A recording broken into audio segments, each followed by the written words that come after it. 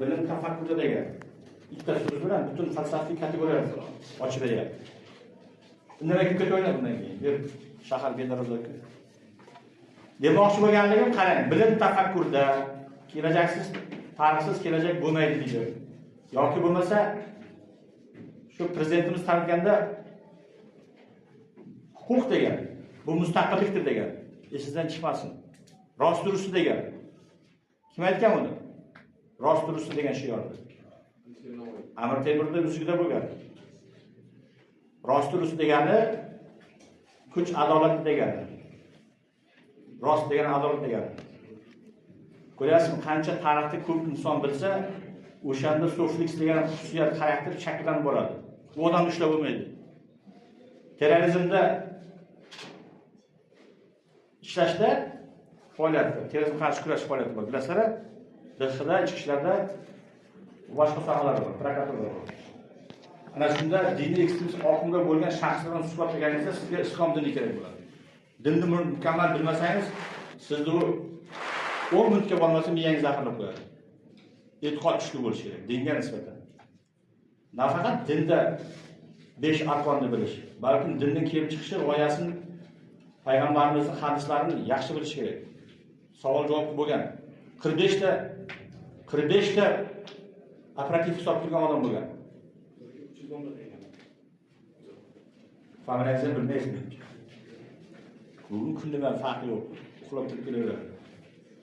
Qarang, nima uchun men misol keltiryapman?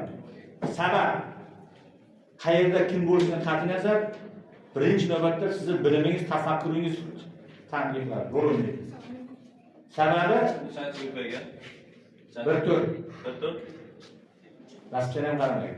Nima darsiga ham farqi yo'q. Qayerga chiqishni o'zi bilmaydi. Aytib qo'yay. Hozir shu ketishganlarga aytaman. Esingizdan chiqmasin, hamma narsani hisob-kitob bor. Hamma narsa. Diniy tomondan, dunyoviy tomondan hisob-kitob bor. Ertaga natija nima degan savolga javob berish kerak. Natija nima degan? Natija bitta kasbni egallaysiz, baribir xohlaysizmi yo'qmi? Stolga o'tirasiz. Mustaqil faoliyat yuritasiz. Qancha oylik maosh bersa, o'shanda bola-chaqa boqasiz. O'g'irlik yo bosqinchilik qilmaysiz-ku, yo muttaham firibgar bo'lmaysiz-ku. Uni hayoti boshqa. Kecha 5-6 tasi turibdi koridorda. Qilmishni qo'ygan o'tiribdi. Ruhlarini aytib qo'ydim men, ko'zini ochib dedi. Tarbiya jihatdan, ta'sir jihatdan, chora ko'rish bo'yicha kuchim, aqlim yetadi, tajribam yetadi. Shuning uchun ustozga betiga chopmanglar. Otaga cho'p olsang, o'g'li senga tosh chiqaradi. Bu mening gapim emas bu. Bu xalqimizning gapi bu. Men daftar yozib, 3 ta o'zim seminar o'tganimda hammasini tashladim mavzularni. Kecha birdan 3 ta tashladim. Savollarni tashladim. Nazariy savollarni tashladim. O'sha nazariy savollarda nechta 12 ta mavzu bo'lsa, 6 tadan bo'lganda 70 ta savolga test qilib beradim. Chatchilik berdi. To'g'rimi yuramizmi? O'sha nazariy savollarni testlari o'shandan bo'ladi. Bu degani sizga tushgan dastur asosida testda yiqilsangiz, ertaga komissiya tekshirsa, o'sha dasturdan kelib chiqadi. Sizlarga oshcha berilmaydi yoki ma'nodagi materialdan kelib chiqadi. Soflik nima farqini degan testlar bor. Hisobchaki. O'shaning uchun vaqt shamol kabi esiyordi. O'tib ketyapti kundan kunga. Usbet qilmaydi odam bir ish qilaman desa. Ertaga keladi payshanba kuni. Buni qilishim kerak. Ko'rasizmi, bugun seshanba bir kun qoldi vaqt. Tasga va'da berganman yozib berish narsa. Bu meni aytyapman o'zimdan. Sizlarga esa kelib o'qish turibdi. To'g'ri, qirin o'tadi. Kayf to'g'ri vaqtincha u. Lekin oxirida cho'mishni ko'tarsangiz suv chiqadi, shitir suv. To'g'rimi? O'shaning uchun qarang. Hozirgi mavzumizning o'zi nomi xatolik. Tanqidiy tahlil. O'zini tanqid qilmasa, kelajakda xato qiladi. Kim bo'lishini qanday bitta xato bir insonni taqdirini aniq qo'yadi. Javobgarlik 2 barobar aytib qo'yadi. O'ylamaydi. Oddiy fuqaro hokimiyat qarori bilan bog'liq bo'lgan. Majbur qat'iy nazar ertaga javob berasiz. prokuror degan jonavorlari bor. Faoliyatingizni shuni tekshirib qo'yadi, 6 oylab yurasiz oldinda. O'shaning uchun hayotda qoqilmayman desangiz, o'zingizga tanqidni qarang. Men bekorga aytmayapman. Mana hozir ochamiz.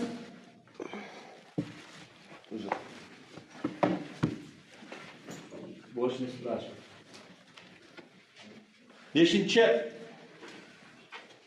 5 ketdi. 5 emas, 4 qo'yinglar. Texnik xato. Bu mavzuni naqslayt mavzuda. 5-chi emas, 4-chi mavzu yozinglar. Mavzu 4. Huquqshunos faoliyatida hamma bugun sanani qo'yib olsin. Tanqidiy fikrlashning ahamiyati. Huquqshunos faoliyatida tanqidiy fikrlashning ahamiyati. Tanqidiy fikrlashning ahamiyati.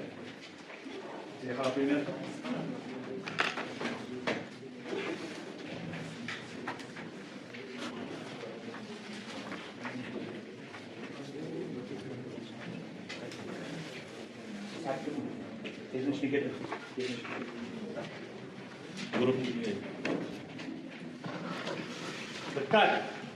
Mavzuni yozib oldikmi? Men hozir sizlarga bir narsani ko'rsataman. Mana shu kodeksni ko'tarib keldim men, mana ayirmasdan. Olib kelsam bo'lardi. Fuqarolik kodeksi mana. Mening faoliyatim 30 yilni oshdi, huquqshunos sohasida faoliyat qilganman. Hamma sohada ishlab kelganman, oz. Eng asosiysi o'qituvchilikda qilganman, ilmiy ish qilganman. Shu sohada 20 yil bo'ldi ilmiy ish qilganman, 20 yil. Mana bu fuqarolik kodeksi. Bu juda katta normaga ega bo'lgan kodeks, qonun. Bu qonunda bilishlik, butun shartnomani bilishlik degan gap. Qarz, oldi-sotdi, uy ijara, transport ijarasi, javobgarlik, sug'urta, mulk, mulkiy javobgarlik, zarar, xullas mana shu ichida bor. Mana bu ikkinchi semestrga o'tiladigan fan. Kodekslar to'plami degan katta kodeks sotib oling. Telefondan ish bitmaydi. Kitob baribir kitobgina qiladi. Kechasi ochsangiz ham ko'rasiz. Telefon o'lib qolib ocha olmaysiz. Yoki internet bo'lmay qoladi. Kodeks olib qo'ying. Kelajakda ishlayman degan odam kodeks oladi. To'rtta qo'llashmasangiz beradi. To'g'rimi? Shu harakat yeyish kerak uchun. Ma'muriy javobgarlik to'g'risidagi kodeks. Men hali ko'pni olib kelmadim. Qo'limga sig'madi. Bu davlat boshqaruv, ma'muriy boshqaruv organlari, masalan shaxslarning faoliyati bilan bog'liq va ma'muriy huquqlar to'g'risidagi qonun to'plami. Oila kodeksi mana. Er-xotin, farzandlik olinganlar, yaqin qarindoshlar o'rtasidagi shaxsiy, mulkiy, nomulkiy oilaviy munosabatlarni tartibga soluvchi normalar yig'indisiga oila huquqi deyiladi. Mana bu sud jarayoni, fuqarolik protsessi. Fuqarolik protsessi degani sud fuqarolik ishlari yuritishda tartibga soluvchi normalar yig'indisi. Fuqarolik ishlarini sudda ko'rish jarayonini tartibga soluvchi normalar yig'indisi. Buni huquqiy ta'riflari bor. Men o'zimcha tushunchimda aytyapman. Jinoyat kodeksi mana. 97 dan 302-moddagacha bo'lgan jinoyat maxsus qismi hammasi shunchalik jinoyat. Qolgan jinoyat hisoblanmaydi. Umumiy qismdan iborat, ikkita qismdan iborat. Mehnat kodeksi. Ish beruvchi xodim o'rtasidagi munosib tartib soladi. Saylov kodeksi mana. Saylov kodeksi. Nima uchun olmayapman?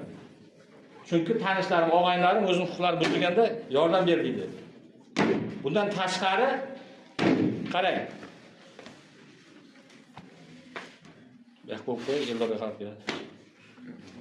Qarang, mana bu yerda kitobcha shaklda chiqarilgan. Mana bu yerda qarang. 15 ta 20 ta bor. Oliy sud plenumi qarorlari, Vazirlar Mahkamasining qarori, sug'urta bilan bog'liq qarorlar. Sug'urta bilan juda ko'p qaror ariza tushadi. Ya'ni transport vositasi avariya qilganda sug'urta ololmaydi. Uning talablari bor. Mana chiqariladi. Mulk bilan bog'liq bo'lgan, meros bilan bog'liq bo'lgan plenum qarori. Shuni olib qo'llayman, darsda qo'llayman, o'zim o'qiyman, eng amaliyotda qo'llayman. Sud mana shu tomonga o'tkazib qo'yadi. Yoki bo'lmasa Kirimchi. Kayfiyatingiz yo'q bugun?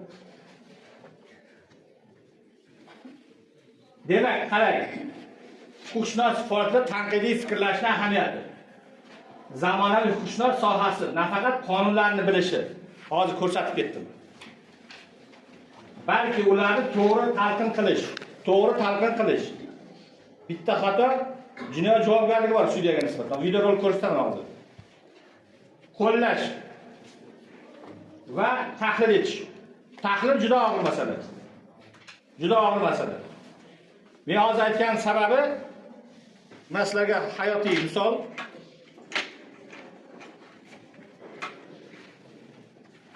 Meni qo'limda ikkita sud qarori bor, mana. Neshoy to'g'ri bo'lgan. Yakshanba kuni ko'rishdim. Mana shuni tahlil qilishim kerak. Qaysi guruh? 21. Ha? 21. Birinchi guruh. Kiring. Nukusdan kelyapsizmi endi? Probkaga qo'yib Probka. Yaxshi probka bor ekan. Bahonani zo'r probka.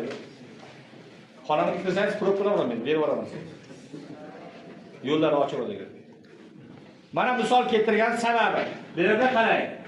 Tahlil etish. Buni men tahlil qilib, o'sha sudning qarori asosiy ekanini isbotlab beruvchi faktni keltirishim kerak.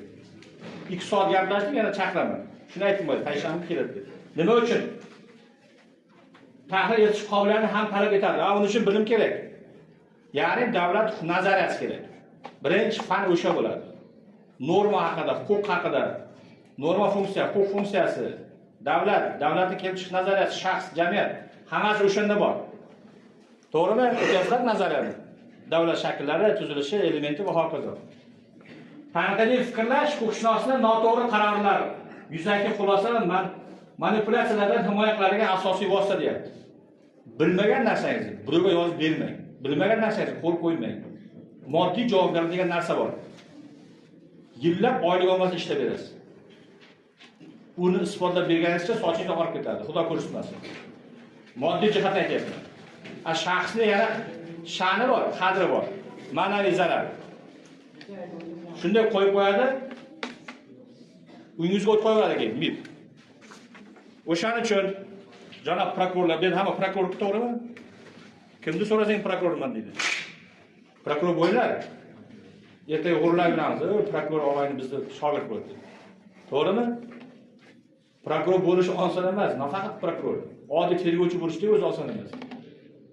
Zo'rg'a ishlayapti.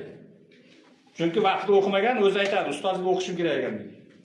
Qiynalyapman qaror chiqarishga deydi. Hamma narsaning muddati bor. Qo'lingizda delanning muddati bo'ladi. Protsessual muddat boshqa narsa u. Chiqmasa javobgarligi bor. Orqasida fuqaro turibdi. Cho'zib yuravering maqlar ekan. Ustingizda bitta vazirni dumaloq xat qilib, protsess normalarini qo'yib, keyin ko'rasiz. Nima deb javob berish bilmaysiz. Demak, nimalar ko'rib chiqamiz? Tanqidiy fikrlash tushunchasi va mohiyati. Asosiy tamoyillar va tarkibiy qismlari. Huquqshunoslikdagi o'rni va ahamiyati. Huquqiy qarorlarning roli. Ko'nikmalarni rivojlantirish usullari, yetishmaslik oqibatlari, bilimning yetishmas oqibatlari. Va xulosa. Bu hammasi sizda qurol bo'lishi kerak, richak bo'lishi kerak. O'zini o'zi tanqid qilish odamga yoqmaydi, yana aytaman. Menga ham yoqmaydi, o'zimni yaxshi ko'raman. Qaysimni yaxshi ko'raman? Men aqlliman, oyoq yerda uziladi. Vaholanki yechimni qilib bera olmayman. Lekin yo'q, bunday bo'lsa noto'g'ri gapirib, buni ishontiraman. Bo'ladimi, to'g'rimi? Nima uchun? Pul uchun qiladi. Advokat nima uchun qiladi? Pul uchun qiladi. Qancha desa 5 million deydi. 5 million yarasha uni oqibati nima bo'ladi? Ya'ni va'da berib qo'yadi, sud yutib chiqaman deydi. Hech qachon va'da bermang. Telefoningiz yonib kuyib ketadi, uyingizni bosib ketadi jabrlanuvchi. Uni xotini bor uni. Eri kelmaydi. Xotini bola-chaqasiga yotib oladi. Puli berib tutmasangiz qo'ymaydi. Chunki va'da berib qo'ygansiz. Gapingizga javob bering. O'shaning uchun gapirishdan oldin o'ylab gapirish kerak. Oqibati kelib chiqadi, aytib qo'ying. Jabrlanuvchi bilan, da'vogar bilan, ayblanuvchi bilan o'ynashmaydi. Xohlaysizmi, yo'qmi, baribir yerda ishlaysiz. Xato nima uchun? Bitta xato o'zingizning gapingiz o'zingizga qaytib uradi. Miranda qonunini bilasizlar? Har bir gapingiz sudda qarshi chiqadi. Advokat qo'ygansiz, gapirmas haqqingiz bor deydi. Amerikaning nimasida bor. Biz protsesga kiritilgan. Miranda qonuni, zakon Miranda deydi. Ushlaylik-ku jinoyatchilarni. Siz gapirmaslik haqqingiz bor, har bir gapni sudga qarshi chiqadi deydi, advokat huquq egasi deydi. Xudoni tushuntirib qo'yaylik, to'g'rimi? Xuddi shunday. Ayblanuvchini, gumon qilinuvchini so'roq qilishda yoki bo'lmasa boshqa yig'in qarorlarini qabul qilishda ehtiyot bo'lish kerak. Qonuniy o'ylab tushunmasangiz, Eldorga kelsangiz, Eldor tushuntirib beradi. O'sha payt professional prokuror bo'ladi, to'g'rimi? Yo bo'lmasa bu yoq prokuror, hamma prokuror bir tushuntirib beradi. Sudyalar ham bor. Sudyalar mustaqil-ku. Demak, mana shu tanqidiy fikrlash tushunchasi qarang. Nima degani? Tanqidiy fikrlash degani. Bu mavjud bilim. Qarang, tushunchada nima bor? Tushunchadagi elementlar qaysi so'zdan iborat? Nimaga olib keladi? Bilim, dalil, fikrlarni chuqur tahlil qilish. Bilim, dalil, fikr deyapti. Fikr har xil bo'ladi. Mantiq degan fan bor. Fikr nima, dalil nima, hukm nima, tushuncha nima berib qo'yadi. Ularni mantiqiy asosda, mana mantiqiy asosda baholash, muqobil nuqtai nazarni nazar solishtirish va asosni xulosa chiqarish jarayoni deyapti. Bu jarayon insonning tafakkuri bilan bog'liq bo'ladi. Insonning tafakkuri, uning dunyo qarashi, uni ko'p kitob o'qishi bilan yoki bo'lmasa ko'p muloqot qilishi bilan, o'zini ustida ishlashi bilan bog'liq bo'ladi. Eng kuchli advokatlar Amerikada ishlaydi. Misol uchun aytaman. Chunki juda ko'p kitob o'qiydi. Ular pul uchun ishlamaydi, ular uni himoya qilish uchun ishlaydi. Bizda pul uchun ishlaydi ko'plar. O'zi hech narsa qilmagan, qayerdadir uchastka qo'ymagan, boshqa bir advokat bo'lgan. Ishlab yuribdi lekin. Nimaga? Bizning xalq sodda xalq ishonuvchan xalq.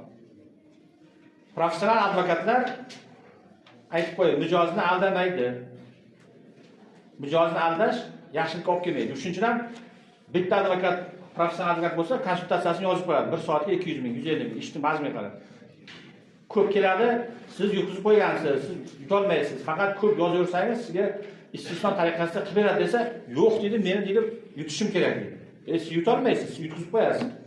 Sizda hech qanday dalil yo'q desa ishonmaydi. Bitta ayol aytadi. Ekobozorda o'tirib sxemaga gaplashgan. Tanishim jo'natdi. Eshitdim 1 soat. 1 soat vaqtim bor dedim, keldi. Yutqizib qo'yasiz olmaydi. Bo'lmaydi desa ishonmaydi. Ko'rasiz o'zbek qanaqa. Bizda shunaqa nimalar bor, repetitorga borganlar. Mana o'g'lim dedi, 100% garantiyasi bormi dedi keyin savolda oxirida. To'g'rimi? Ota-ona so'raydi-ku. Ha, o'g'lini o'zini bilimini qay darajaga so'ramaydi. O'g'lini pul bilan baholaydi bilimini. Bu noto'g'ri narsa. O'zingizni pulga sotmang. U yuqmaydi. Ertaga sizni qoningiz cho'radi, kasal bo'lib, o'sha pulni 10 bor chiqarib olasiz. Arzimagan narsani qiling, o'zi xizmatini tashlab ketadi. Faqat uni himoya qilishni tahlil qiling. O'shaning uchun tanqidiy fikr deyapti. O'zini o'zi odam yomon ko'rishi, bu degani qattiq ishlash degani. Prinsipialni o'tirib yozish kerak. Topshiriq berildimi, qilish kerak. Bilaman, ko'pchilik dangasi bo'ladi. Foizda kam bizda ishlatgan, o'z ustida ishlatgan. Foiz degani bor, yo'q emas. Lekin talab shunaqa bo'lyapti. Xohlaysizmi, yo'qmi, meni yoki boshqa o'qituvchi yomon ko'rasiz. Talab qilyapti chunki. Tegishli javob aytasiz. Bu dars o'tolmaydi, faqat o'shadi deysiz. Sizdan bilim talab qilyapti. Men hech kim tanimayman bu yerda. Ichida kimdir kursdoshim, kimdir tanishimda o'g'illar o'tiribdi. Keyinchalik bilib olish mumkin. Bor shunaqa. Keling ustoz. Yerda qarang.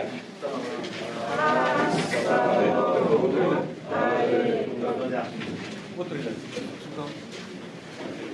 Tanqidiy fikrlashni qarang, elementlari nimadan iborat? Birinchisi faktlarni ajratish deydi. Yurisprudensiyada yuridik fakt tushunchasi bor. Nima uchun aytyapman? Davlat nazaratiga yana qaytamiz. Yuridik fakt tushunchasi. Ikkita bo'ladi. Bu hodisa va shaxs bilan bog'liq bo'lgan harakat bilan.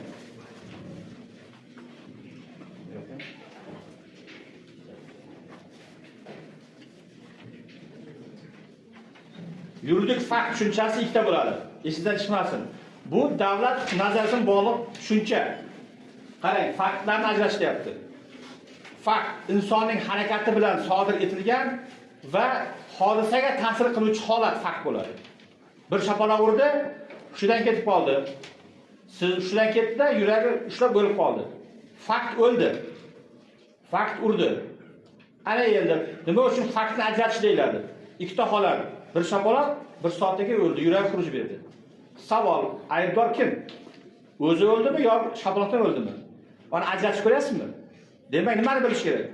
Sabab va oqibatning bog'liqligini bilish kerak. Sabab bir shapaloq, oqibat o'ldi. Faktlarni ajratish degani hujjat misolida aytaman. Haqiqiy hujjat bor, haqiqiy bo'lmagan hujjat bor. O'shaning uchun har qanday hujjat ko'rganingizda sizning qo'lingizda birinchi nimasi bo'lishi kerak? Sanasi va amal qilish doirasi bo'lishi kerak. Bu sana bo'yicha, shaxs bo'yicha, funksional vazifa bo'yicha. Agar o'zini hujjatini ko'rsatsa, u boshqa hujjat bo'lishi mumkin. Ya'ni unga tegishli bo'lmagan vazifa bo'ladi. O'zini vazifasini yashiradi.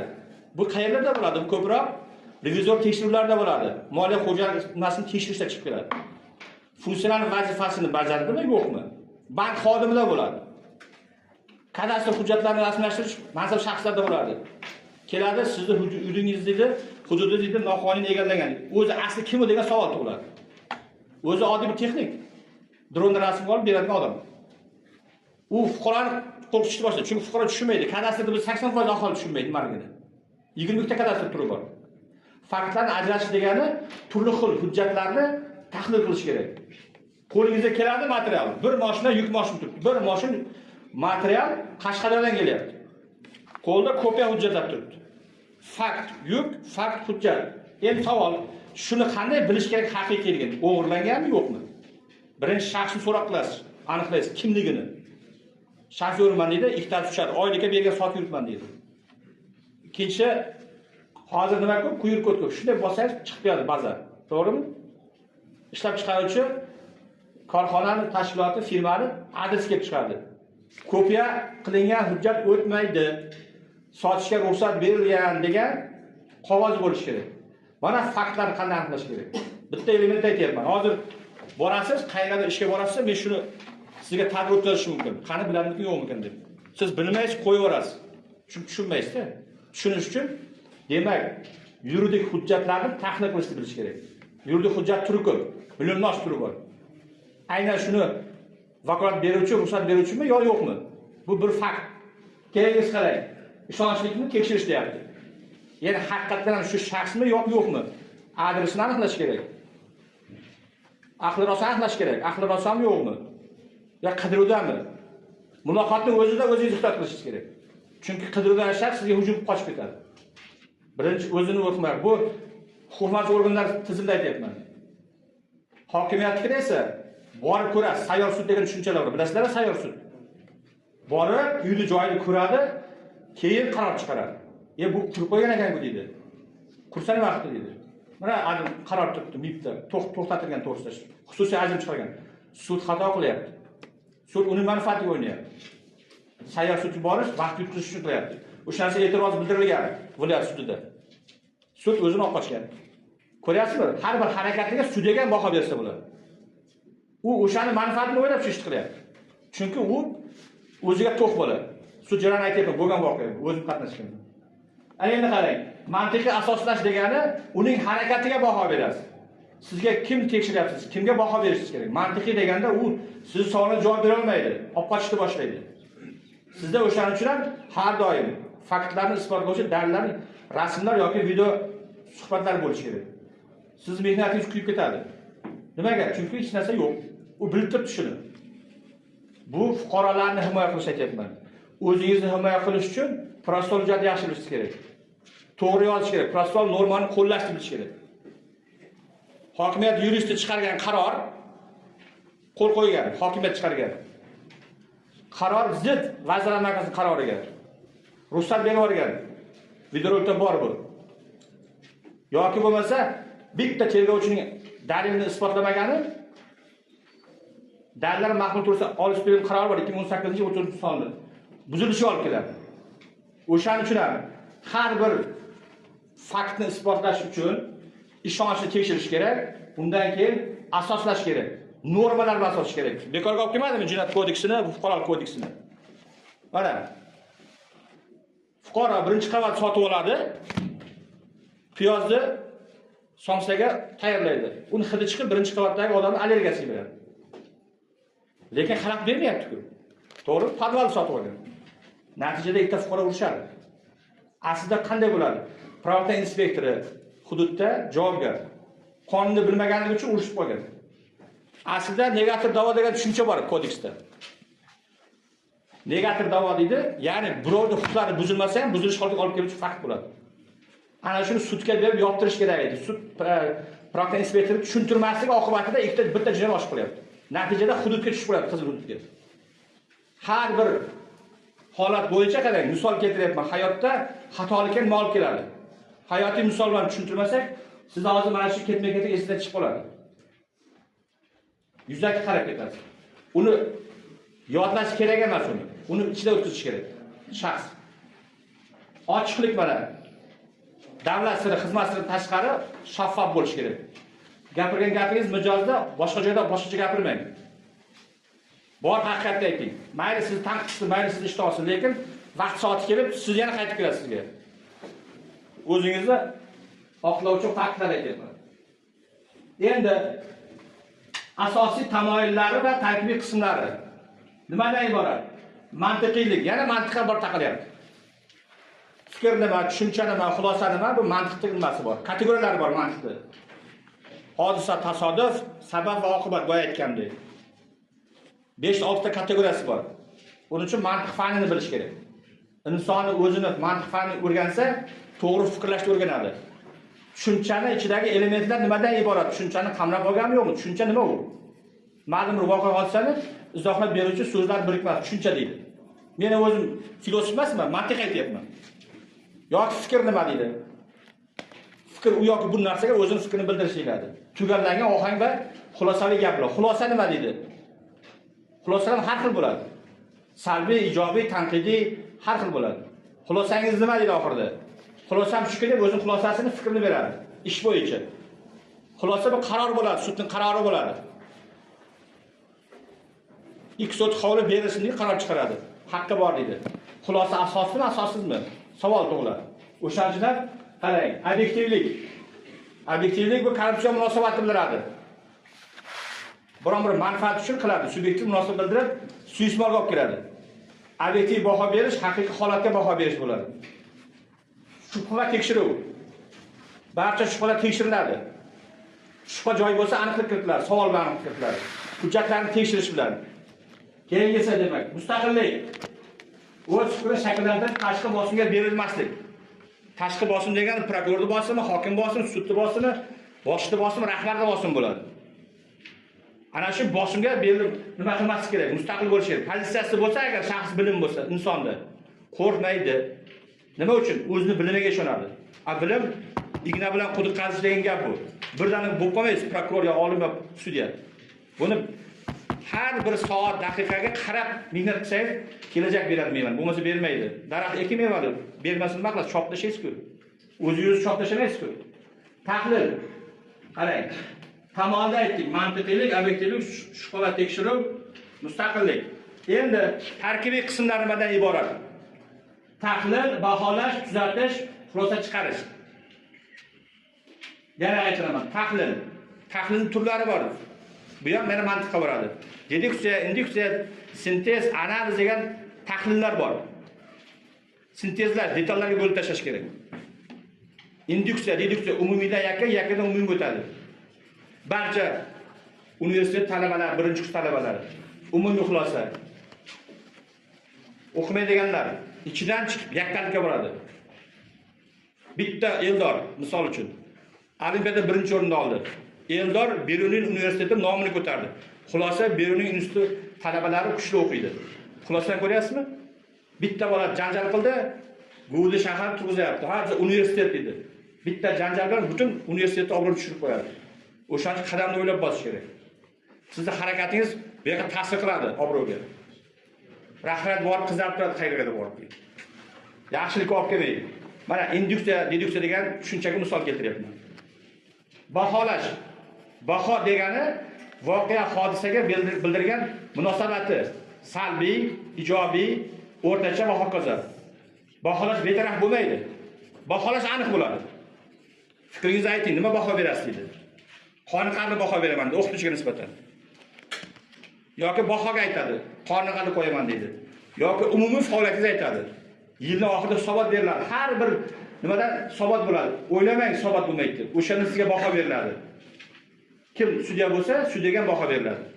Nechta ishi qayta ko'rilib bekor bo'lgan. Birinchi bosqichda bekor bo'lsa, tepada bekor bo'ladi.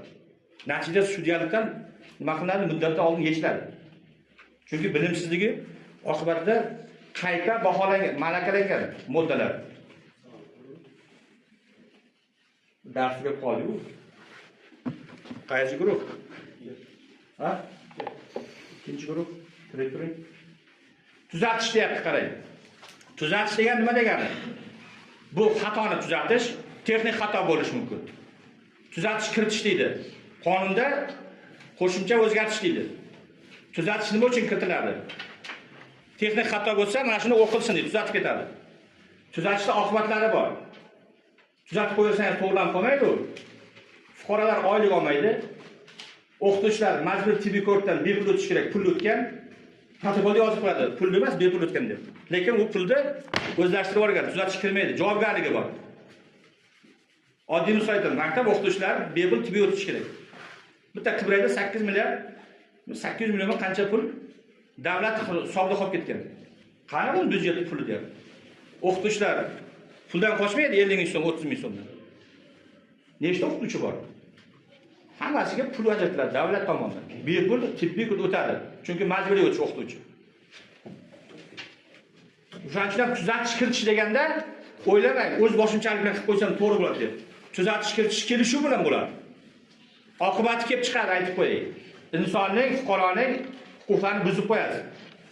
Uni qo'lida sizda bergan xato olib turibdi. Sizda tuzatish turibdi. Ha menda bunaqa deydi. Kechirasiz, ekspertizaga beradi. Yutqizib qo'yadi. Tuzatish kiritish texnik xato, protokolda muddat o'tib ketgan bo'lsa, u ahamiyatga ega emaydi, oqibat kelib chiqmaydi. Tuzatish kiritib qo'yadi. Bir hafta oldin qo'yilgan qaror deydi, bir hafta oldin qo'yadi. Oqibatga ta'sir qilmasligi kerak. Hujjatni to'g'rilab qo'yish kerak. Ha, keladi rasmiyatchilik. Qani Eldor ko'rsatib ko'rsatadi. Protokol qaysi kunda? Kabin qaroridan oldin bo'lgan, to'g'ri ekan deydi. Vazirlar Mahkamasi qaroridan oldin qilinishi kerak bo'lgan narsa. Misol uchun qarorni mazmunini yetkazish shaxs tarafga. Tuzatish kiritsa bo'ladi. To'g'rimi? Uni oqibati kelib chiqmaydi, bilib olsa bo'ldi. Keyingisi demak xulosa chiqarish. Xulosa chiqarish, aytib qo'yay, juda ham jiddiy masala. Xulosa chiqarish u inson sizdan javob oldi degan gap. Yoki insonga jazo tayinlanadi, qaror chiqariladi, hukm chiqariladi. Hal qilib qarori fuqaro sud chiqaradi, hukmni jinoyat ishlari chiqaradi. Hukmning ikkita turi bor, oqlov va qoralov hukmi bor. Men hozir slaydlarni tezroq o'tkazib, sizlarga videoni qo'yib beraman. Adolat sudni jarayonidagi bo'lgan janjallarni ko'rasiz. Bitta xato nimaga olib keladi? Qancha fuqaro jabr ko'rgan. Demak, qarang, huquqshunoslik sohasi, yurisprudensiya. Dalil va mantiqqa qarang. E'tibor bering. Dalil va mantiqqa asoslangan fan bo'lib deyapti. Har bir qaror inson taqdiriga ta'sir qiladi. Ko'ryapsizmi gaplarni? Har bir qaror ta'sir qiladi. Tanqidiy fikrlash quyidagilar uchun. Birinchisi, huquqiy matnlarni tahlil qilish. Huquqiy matn tahlil qilish qaytaman. Bu degani mana sharhlash bor. Qonunni sharhlashda ikki turi bor. Legal, nolegal deydi. Mana shu kelganda legal degani tergovchining qarori, sudning qarori, hukmi, ajrimi, prokurorning ajrimi, qarori, taqdimoti bu legal. Ya'ni rasmiy kuchga ega bo'ladi. Rasmiy sharhlash. Qarang. Demak, keyingisi nolegal bo'ladi. Sharhlash deyapti. Faoliyat bilan bog'liq bo'lgan holat bu. Nolegal degani yozilgan darsliklar, qo'llanmalar, maqolalar nolegal bo'ladi. Uni oqibati kelib chiqmaydi. Men shunday deb hisoblayman deydi. Maqola yozadi, maqolani tanqid qiladi normani. Ya'ni bu qonun normasini maqola sifatida tanqid chiqaradi. Bu kuchga ega bo'lmaydi. Oliy sud plenumi qarorlari rasmiy shart kiradi. Konstitutsiya sudning qarorlari rasmiy shart kiradi. Adolatli qaror qabul qilish. Bu juda og'ir masala. Adolat nisbiy tushuncha bu. Adolat bor ekan deydi. Haqiqat bor ekan deydi. Adolat bo'ladi qaysi bir ish bo'yicha. Bu hajmidan qat'iy nazar, kichkinami, kattami, adolat degan tushuncha bu ijtimoiy fikrni, ya'ni nimaga ta'sir ko'rsatuvchi fakt bo'ladi. Keyingisi demak, sud jarayonida ma'lumot bilan manipulyatsiya qilish holatlarini fosh etish. Manipulyatsiya degani nima degani? O'zini gapini o'tizib Bu ko'proq bilasiz, sud jarayonidan tashqari vrachlarda bo'ladi. Kecha gay xodim manipulyatsiya qilib, radarga tushirib qo'yibdi. Tezlikni oshirmay, to'xtab boshqa qilib, shofyor bilan tortishyapti, videorolikda ko'rsatyapti. O'shaning uchun salbiy oqibat olib keladi. Uni isbotlab berish kerak. Qarang.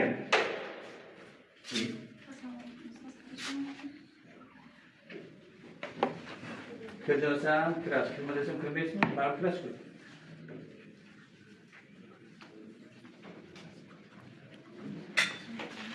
Demak, qanday usullar bilan shakllantirib boriladi, qarang. Qanday fikrlashni rivojlantirish ko'nikmasining usullari. Tahlil o'qish, case study, ya'ni muammoli vaziyatlarni yechish. Debatlar va munozara, haqiqat tortishuvda paydo bo'ladi. Bilasizlar, inson tortishsa, sudda tortishuvlar, sud jarayoni tortishuv. Haqiqat shunda paydo bo'ladi. O'shaning uchun advokat, prokuror teng huquq qo'ydi prezident. Advokat, prokuror bir xil bo'ladi. Uning uchun advokatning nimasiga bog'liq, qobiliyatiga bog'liq bo'ladi. O'shaning uchun ham refleksiya deyapman. O'z qarorlarini tanqidiy baholash, xatolardan saboq olish deydi. Sizda xato nima bo'ladi? Xato gapirganingizda, nutqingizda so'zlar tushib qoladi, hozirgi holatda. To'g'rimi? Tushib qolganini bilmaysiz. Sababi mantiqan tushunmaysiz-da uni. Qaysi so'z tushib qolganini bilmaysiz. Yoki bo'lmasa o'qituvchi yo bir olim odam konferensiyadan ma'ruza qilsa, ma'ruzasi qaramay, chunki o'zi yozgan. Lekin tushib qoladi. Asosiy moment tushib qoladi. Asosiy predmet tushib qoladi. Xususiy oliy ta'limlarda o'qish metodikasi muammolar desangiz, o'sha muammo qolib ketadi, boshqa narsaga olib ketadi. Ya'ni mavzudan chiqib ketadi. Sizga ham xuddi shunday bo'lib qolishi mumkin. Mavzudan chiqib ketsangiz, sudya to'xtatadi. Sizga tegishli sudga tegishli faktlar ayting dedi. Sizni to'xtatish haqqi bor. Demak, qarang, advokat mijozning deyapti, mijozning begunohligini isbotlash uchun guvoh ko'rsatmasini taqdim etyapti. Ammo u guvoh va ayblanuvchini yaqin do'sti ekan deyapti. Holat tanqidiy baholash bosqichlari, shaxsiy aloqani inobatga olish, boshqa dalillar bilan solishtirish, mustaqil tasdiqlovchi dalillarni tekshirish, qaram-qarashlarni aniqlash. Xulosa, tanqidiy fikrlash natijasida huquqshunos guvohning so'zini ehtiyot bilan tahlil qilish kerak bo'lgan dalil sifatida baholaydi. Juda nozik masala, hozir shuni biz videorolik misolda ko'rib chiqamiz. Vaqtimiz kam bo'lganligi uchun men nima qildim? Video ko'rishga majbur bo'ldim. Sud jarayoni bugunmi eski ekan?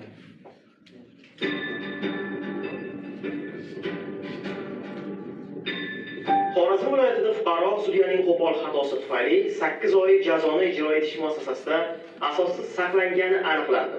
Kunuz bunga sabab bo'lgan taftish instansiyasi ajrimini o'rgandi. Ma'lum bo'lishicha, fuqaro Rustam Xo'janiyozov va boshqalar bir nechta epizodda savdo do'koni oldida turgan yog' mahsulotlarini o'g'irlaganlikda ayblangan. Ularning barchasi 2023-yilning oktyabr oyida ushlanib, qamoqqa olish tarzidagi ehtiyot chorasi qo'llangan. Ish sudga chiqqan. Jinoyat ishlari bo'yicha Urganch shahar sudining 2024-yil 29-martdagi hukmi bilan Rustam Xo'janiyozov Jinoyat kodeksining 169-moddasi 3-qismi A bandi, ya'ni o'g'rilik takroran yoki xavfli retsidivist tomonidan sodir etilishi bilan aybli deb topilgan. Unga 3 yil muddatga ozodlikdan mahrum qilish jazosi tayinlangan. Xorazm viloyati sudi jinoyat ishlari bo'yicha sudlov hay'ati apellyatsiya instansiyasining 2024-yil 3-maydagi ajrimi bilan birinchi instansiya sudi hukmi o'zgarishsiz qoldirilgan. Jinoyat ishi Xorazm viloyati sudi jinoyat ishlari bo'yicha sudlov hay'ati taftish instansiyasida ko'rib chiqilgan. Taftish instansiyasining 2024-yil 22-iyuldagi ajrimi bilan birinchi instansiya sudi hukmining Rustam Xo'janiyozovga oid qismi o'zgartirilgan. Ya'ni Rustam Xo'janiyozov Jinoyat kodeksining 169-moddasi 3-qismi A bandi bilan qo'yilgan ayblov epizodlarida qayd etilgan jinoyatni sodir etganlikda aybsiz deb topilgan. Ushbu ayblov epizodlari yuzasidan Rustam Xo'janiyozovning harakatlarida jinoyat tarkibi yo'qligi munosabati bilan u oqlangan hamda jinoyat ishining shu qismi tugatilgan. Ajrimda Rustam Xo'janiyozovni ma'muriy javobgarlik to'g'risidagi kodeksning 61-moddasi 1-qismi bilan ma'muriy javobgarlikka tortish masalasi bo'yicha tegishli hujjatlar Ichki ishlar boshqarmasiga yuborilishi belgilangan. Biroq taftish instansiyasi ajrimida Rustam Xo'janiyozovga nisbatan qo'llangan qamoqqa olish tarzidagi ehtiyot chorasini bekor qilib, uni jazoni ijro etish muassasasidan darhol ozod qilish yozilmay qolgan. Buning oqibatida Rustam Xo'janiyozov asossiz ravishda jazoni ijro etish muassasasida 207 kun saqlangan. Oqlanganini Rustam Xo'janiyozovning na o'zi va na yaqinlari bilmagan. Chunki ajrimda sudlov hay'ati uning shikoyatidagi ozodlikdan mahrum qilish bilan bog'liq bo'lmagan jazo tayinlash haqidagi vajlari bilan kelishmasligi keltirilgan hamda shikoyatni qanoatlantirish rad etilgan. Sudyalar Oliy Kengashi matbuot xizmatining Kun.uzga ma'lum qilishicha, holat yuzasidan xizmat tekshiruvi o'tkazilgan hamda sudyaning ushbu xatosi o'z tasdig'ini topgan. Ishni taftish instansiyasida ko'rgan 3 nafar sudyaga nisbatan hayfsan intizomiy jazo chorasi qo'llangan.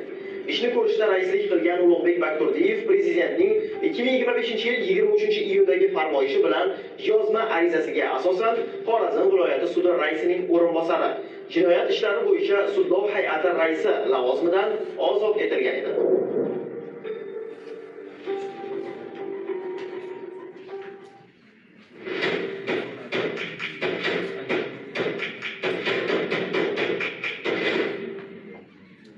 Qo'yasiz, bitta xatoni olib kelyapti.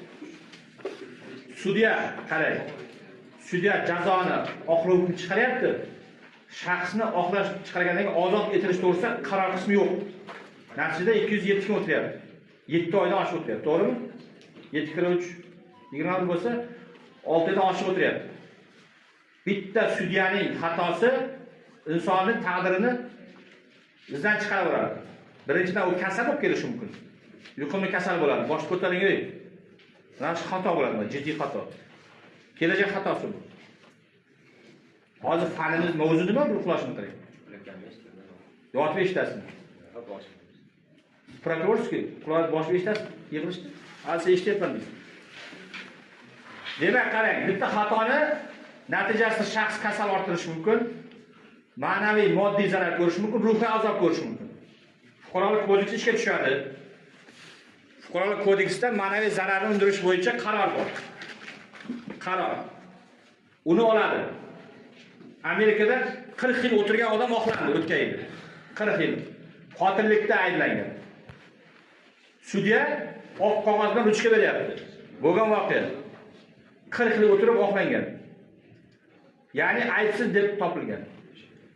Oq qog'oz bilan ruchka beryapti-da, xohlagan summani yozing, olib beraman deyapti. Moddiy, ma'naviy zarar ketdi. Xohlagan summani yozing deyapti. 1 milliard, 2 milliard farqi yo'q deyapti. Lekin u hech narsa demayapti. Pul ham so'ramagan.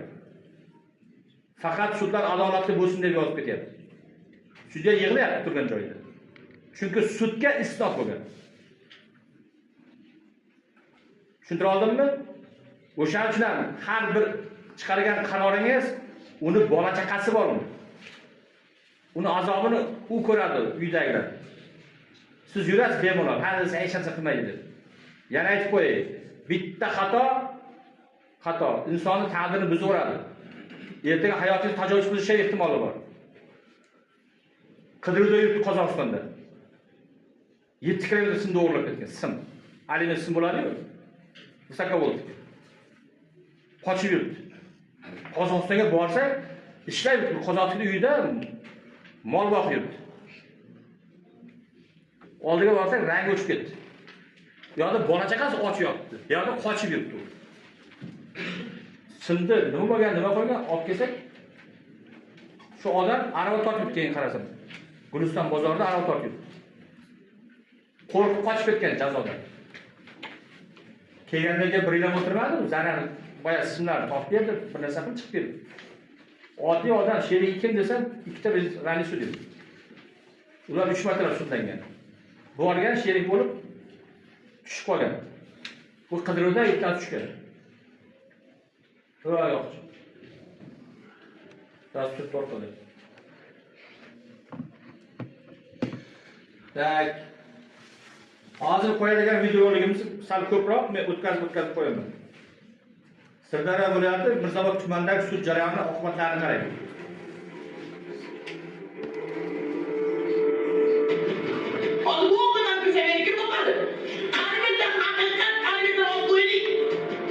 Bizga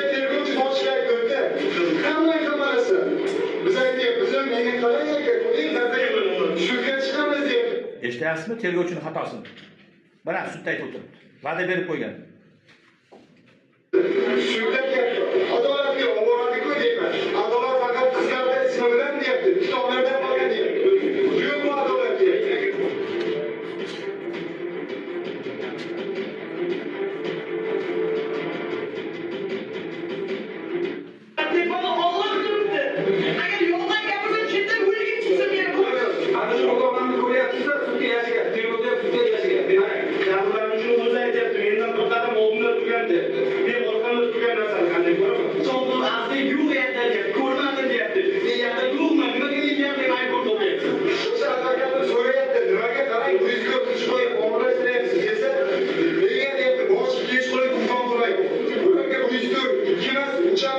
Uch qo'yasan deb aytyapti. 277 akachalar qilmaylar deb aytyapti. Hammalarga turibdi sudya bo'lyapti. Jabrlanuvchi aytdi, bo'rmadi, bo'rishda kontrol tushdi. Men bir kishi 20 ta bor, qanday kontrol qilishi mumkin? Yigitlar aytdi. Hammalarga kelganlar uning uyatdi. Bu men aytdim, o'zimizdan boshqa yo'qkanmi? Prezidentimiz aytgan, xalqqa men kuni dushman deb turaman. Bevaqt inson degan. Men aytdim, bevaqt bo'lmagan. Noto'g'ri kvarksat qo'ygan. Ko'rdingizmi? Bir guruch shaxslarni 277 qo'yapti-da, plyus 104 qo'yapti.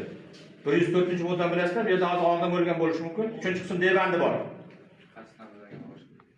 Og'ir ishga yetgan natijasidan oqibatda odam o'ladi. Murakkab ayb.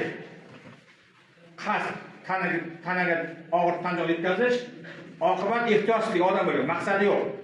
Tergovchi bu yerda nima qilyapti? Gapirib qo'ygan. Bo'lar gaplar. Mana o'zi sudda chiqib o'tdi, tergovchi nimasi. Yig'lab yotibdi ayblanuvchi. Nimaga? Chunki ularni aldagan. Sen chiqib ketasan, qamalmaysan degan. U tushunmaydi qonunni. Hech qachon va'da bermay chiqarib yuboradi. Qilmishgan narsa sud jazo tayinlaydi, men emas deyish kerak. Mana oqibatda nima bo'lyapti? Janjalni makonga aylangan. Sizdan osonmi?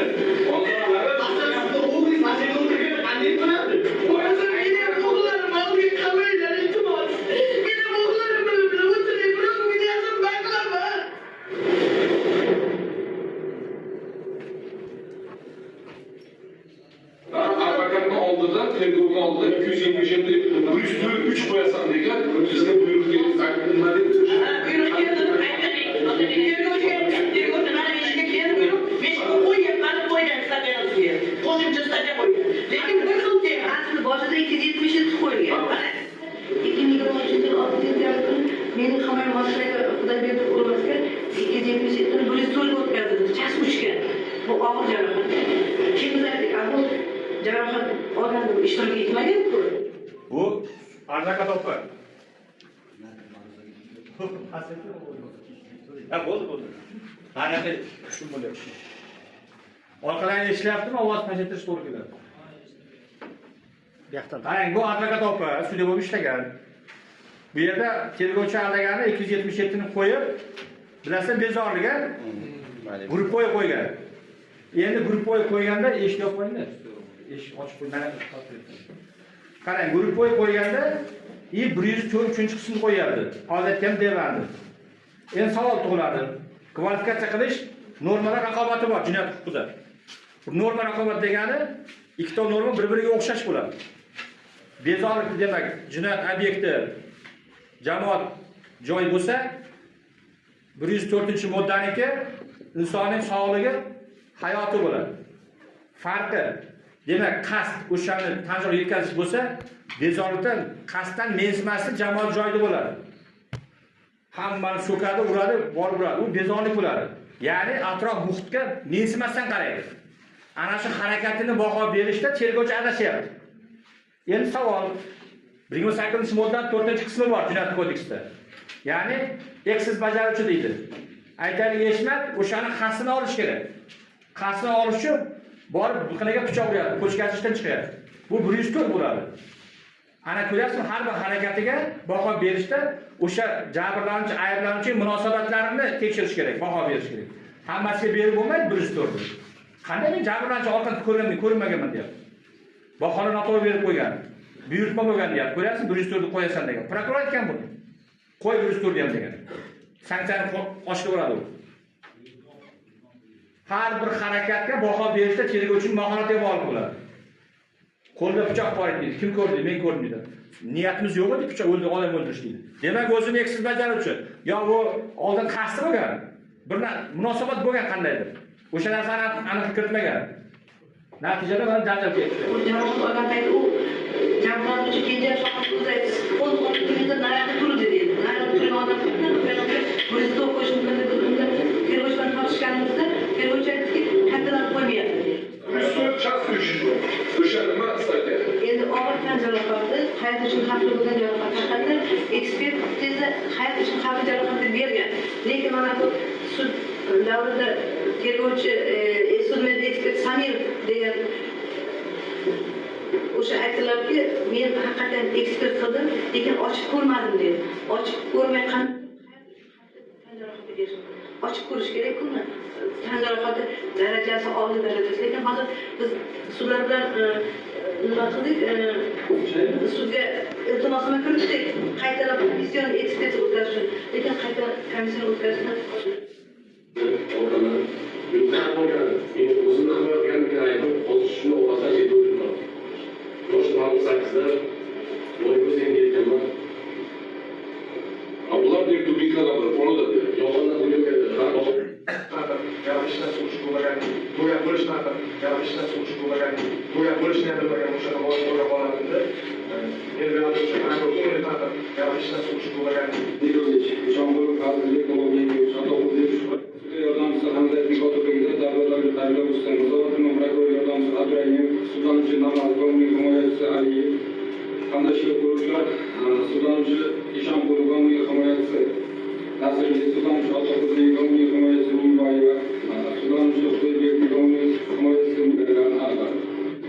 Ovomiga jinoyat kodeksining 4-yilda 2-qismi bir yil bandlar bilan 6 yil 6 muddatga ozodlikdan mahrum qilish jazosiga hozirlanish. Tayinlangan jazolarni qisman qo'shish yo'li bilan uzr kesim 6 yil 3 oy muddatga ozodlikdan mahrum qilish jazosi tayinlansin. O'zbekiston Respublikasining jinoyat kodeksining 6-moddasiga asosan jinoyat ishlari bo'yicha O'zbekiston shahar sudining 2023 yil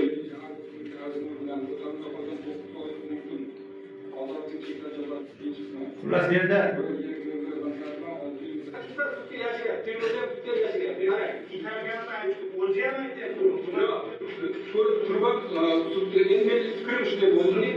agar o'sha vaqtda sizlar mana ko'rgansizlar, ko'rmaslik mumkin emas deb kameralar bo'ldi. Agar sizlar to'g'ri biz 4-chi mikrofonda urushlarni so'rayapmiz. Kamerada turibdi.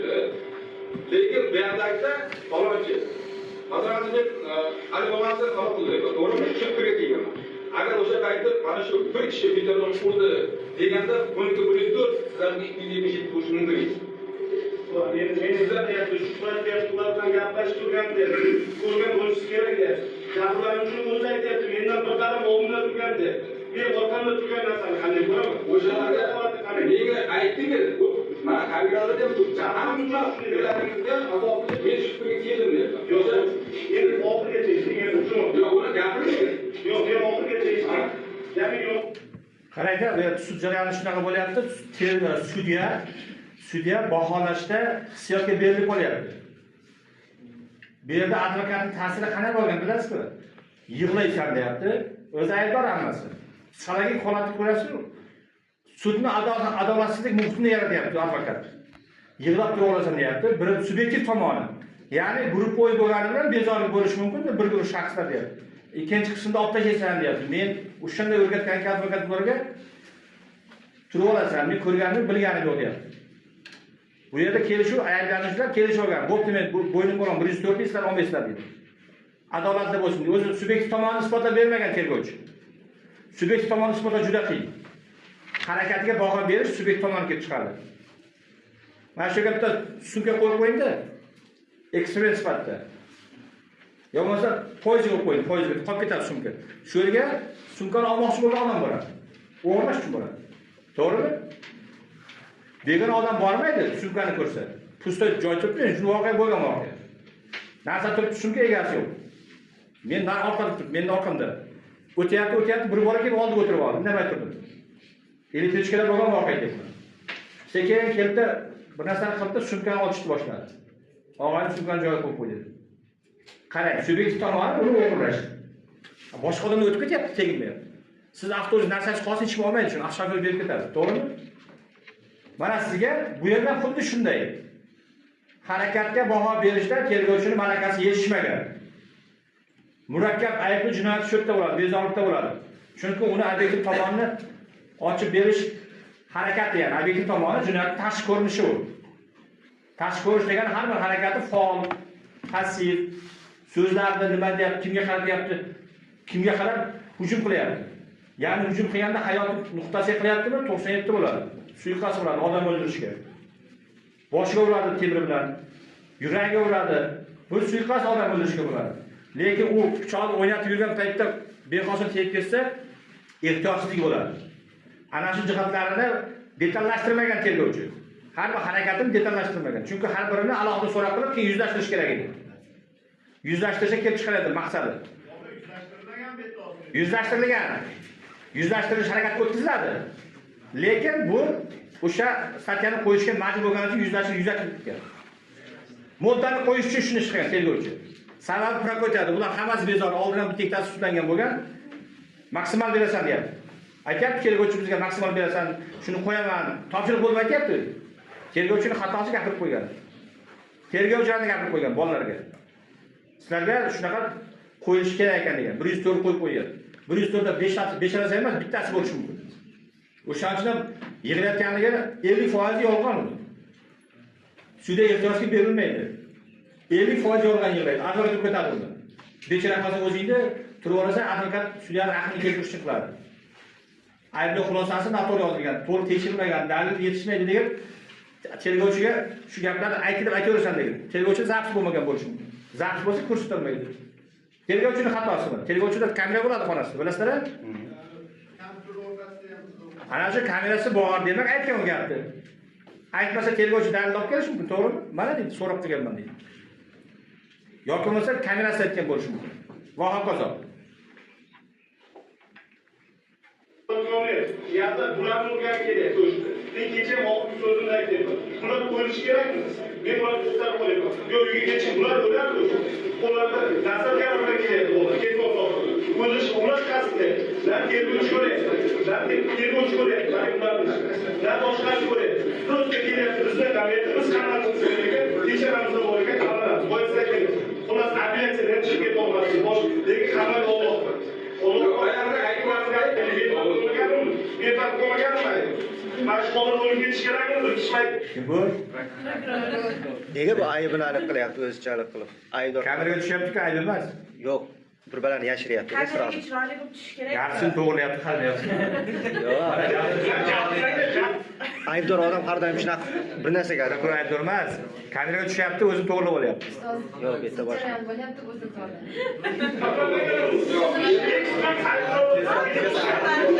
Bu o'zini to'g'rilab olyapti. Chunki kamera bor chiqib ketadi. Mana shu olganmiz. O'zi ularga rahmat shu yoki bo'ladi. Rahmat shu bo'ladi. Bitta kamera yo'q, shartlashtiradi u. Yog'ochlar hammasini oldi. Qunduzlarni olib ko'radi. Eshon qilishga tushunadimi?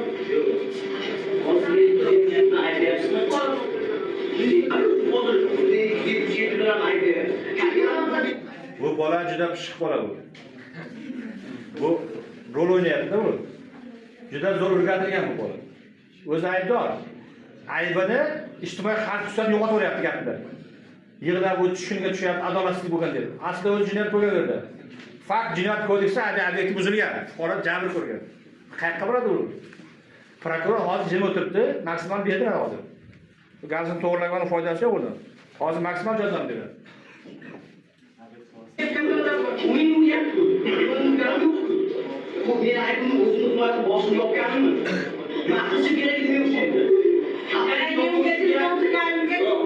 Ish bo'yicha men bilaman, yo'q deyman. Ish bo'yicha o'sha turmushga ko'ra holatda deyman, menga alohida yana ichkiga qo'yilgan 277 ham qo'yilgan degan. Nima uchun anaqa meni bilan ham gaplarni ko'radimi? Kim ko'radi buni? Siz sudyamisiz? Siz o'shaga baho berishingiz kerakmi? Kabinani ko'ryapsiz. Shuncha bo'psiz nima deyapsiz? Aytyaptimi? Men birovlarga butun Bunda hammasini asoslarni berganman deb. U huquqni olib, hali chiqib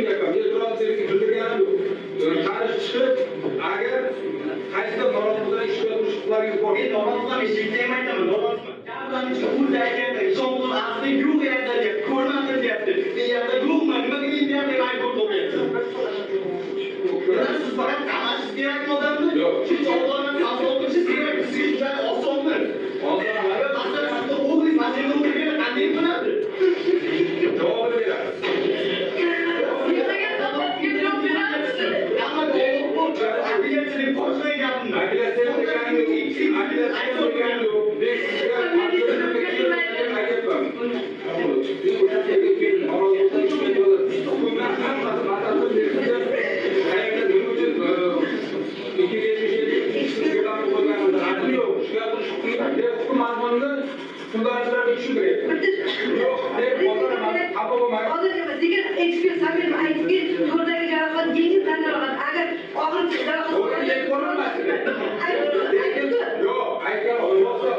Advokat ko'ryapsizmi qanday faol? Advokat qarang. Advokat faolligi, advokat juda zo'r tahlil qiladi normani. Ya'ni ayblanuvchi harakatlarga huquqiy baho berishda sudyadan oldinlik qilyapti. Ya'ni oldinda ketyapti. Sudya dovdirab qo'yapti. Men uni demadim, bunday demadim deyapti. Bir o'zida birinchi instansiya bu. Sudyaga shunaqa topshiriq bo'lgan bo'lishidan sudya shuni yutib chiqish kerak xullas. Sudya aytgan bo'laveradi. Lekin uni agar to'xtovsiz kurashib o'sha narsani qilsa, o'shani bekor qilib beradi. Chunki ko'p sudyaning jarayoni cho'zib ketsa, bu siyosiy nimaga ta'sir qiladi sudyaning faoliyatiga. O'shaning uchun ham advokatlar nima qiladi? To'xtovsiz yozaveradi. Jabrlanuvchiniki. Ya ayblanuvchilik to'y. Jabrlanuvchilik bo'lmaydi, kam bo'ladi. Bo'ladi, nomiga qatnashadi. Chunki fakt ayblanuvchiga jabrlanuvchi.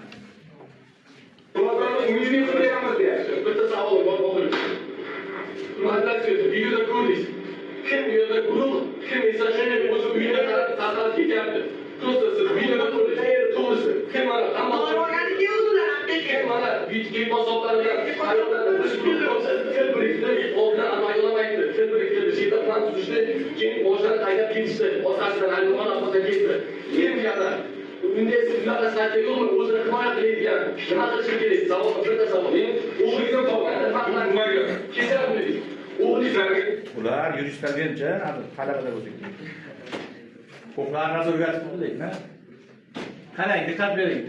Ayblanuvchi shunday bu yo'lchi padiyatda yo'lchi padiyatda nimadan kelib chiqyapti, qanday ishlayapti, qanday yutib qancha bo'ladi. Bu o'zi kelib hisob bilan kelyapti, qancha olyapti. Shu narsaga baho berish kerak. Shunday bu istor bo'ldi. Qancha meni o'tgan o'tmoqchi bo'lyapti, adash qilib qo'yapti. Menga kurslar bo'lmaydi. Yo'q, endi u sizdan yoshiga qarab tushundim. Lekin siz orqasidan borib turib, videoga urgan degan fikrga keldim. U yerda videoda ko'rdim. Yana qayta-qayta ko'rdim. Yana qayta-qayta ko'rdim. Aqlga asoslari bo'lmaydi-ku. Shahriyalar shu fikrga keldim.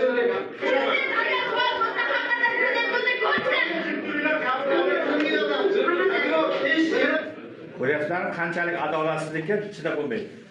Bor bu yerda qaysi bir ma'noda huquqiy baho berish dalilga xulosa qilish noto'g'ri borligi bor. Lekin bitta narsani to'g'ri tushunish kerak. Guruhiy jinoyatlarda murakkab aybli jinoyat bo'ladi.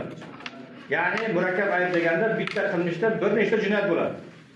Bitta qilmishda. Mana bezorilik bor, 104 bor. To'sayotni ham qo'ymayapti hali. 104 chastiki qo'yapti.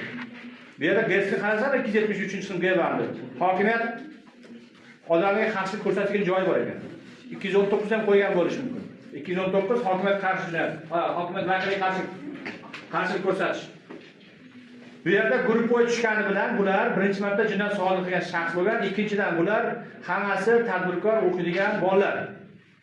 Rani sudindan emas bular. Kiyinishni ko'ryapsizmi, qanaqa kiyib turibdi? Agar u oddiy bo'lganda bunaqa turmasdi. Agar muqaddam sudlanganda bunday gapirmasdi. Nima ketaveradi? Qo'ysam, bir yosh o'tirib kelaman. To'g'rimi? Hammasi intelligentni kiyingan, bola chaqali, o'ziga to'q bolalar. Endi savol tug'iladi. Nima uchun shu jinoyat sodir qildi? Sababini o'rganish kerak. Nimadan kelib chiqdi? To'qlikka sho'xlikmi yoki kimdir provokatsiya qildimi? Yo rejalashtirdimi? Aytayapti-ki, maqsadimiz yo'q edi, orqasidan borganimiz yo'q deyapti. Nega oldindan til biriktirib qo'ygansan deyapti. Oldindan bir shart til biriktirgan joy bor. O'shani isbotlamagan tergovchi. Rejalash qanday bo'ladi? Soat 3 gacha o'tiramiz, ichamiz, keyin soat 5 da yo'lga chiqadi, borib o'tatib uramiz deydi. Bu reja bo'ladi. To'g'rimi? Ya to'yga boradi, to'yda qaytishni ushlaymiz. Bu reja bo'ladi. случайно bo'lib qolyapti, lekin bir til biriktirgan joy bor deyapti. Ayrim joylarni tergovchi bo'rttirib ko'rsatgan bo'lishi mumkin.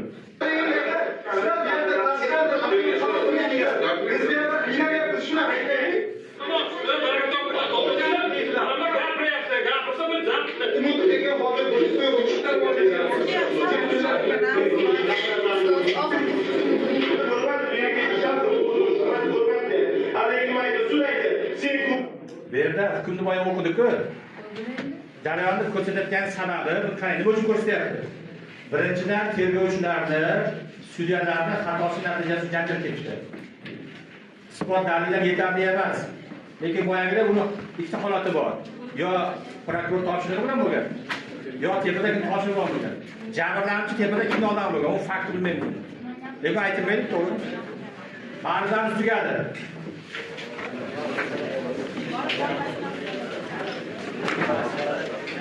Sizlar yordam berib o'tasiz. 329 dolar. 329. Ha, tashlab qo'ydim. Yozaymi? Ha, yozdim, tashlayman. Tepaga qo'yib qo'ying shularni. Ko'tarib. Ha, 29 chiqar, 14. Yozib qo'yib yollar.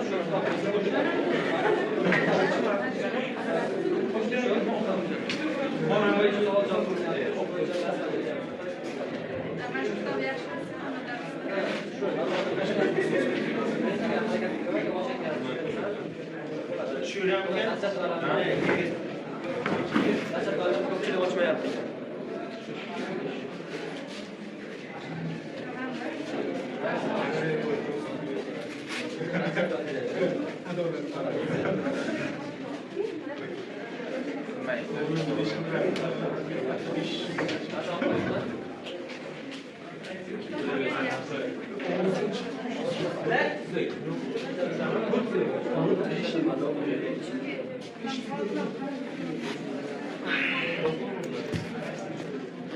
Shu.